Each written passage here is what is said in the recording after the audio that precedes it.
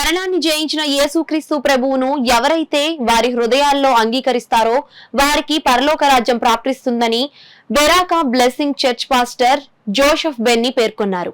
Kakinada friends కాలనీలో గల Beracah blessing చర్చ్లో ఈస్టర్ ఆరాధనను ఘనంగా జరుపుకున్నారు. ఈ కార్యక్రమంలో సంఘ కాపరి జోసెఫ్ బెన్నీ దైవ ప్రార్థన చేసి ప్రారంభించారు. చర్చ్ క్వయర్ స్తుతి గీతాలు ఆలపించారు. పాస్టర్ జోసెఫ్ బెన్నీ వాక్య పరిచర్య చేసి దైవ వర్తమానం అందించి చివరిగా ఈస్టర్ సందేశాన్ని అందించారు.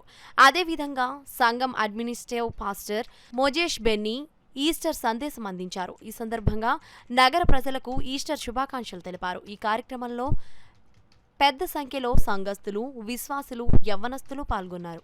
చనిపోయిన తర్వాత ఆయన సమాధి చేశారు. సమాధి చేసిన తర్వాత మూడో దినమున యేసు ప్రభు మృత్యుంజయుడై తిరిగి లేచాడు. అదే ఈస్టర్ పండగ. కనుక యేసు ప్రభు మృత్యుంజయుడై ఆయన చేసిన గొప్ప కార్యాలు ఏంటంటే, అమ్మా ఎందుకు ఏడుస్తున్నావని కన్నీరు తుడిచాడు.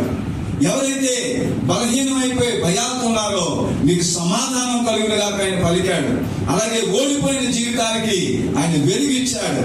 శాంతి లేని జీవితానికి శాంతి ఇచ్చాడు. పరలోకానికి మార్గంగా యేసు ప్రభు మృత్యుంజయుడయ్యాడు.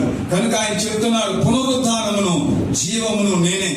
కనుక ఎవరైతే నా యందు విశ్వాసం ఉంచుతారో వారందరూ నిరంతరము జీవిస్తారు. కనుక ఈ ఈస్టర్ దినమున యేసు ప్రభువు యొక్క సమాధానము, శాంతి, ఆయన ఇచ్చే గొప్ప రక్షణ, ఆయన ఇచ్చే పాప క్షమాపణ మీకందరికీ ప్రభు అనుగ్రహించాలని కోరుతూ మిమ్మల్ని ఆశీర్వదిస్తున్నాం. దేవుడు మిమ్మల్ని దీవించును గాక.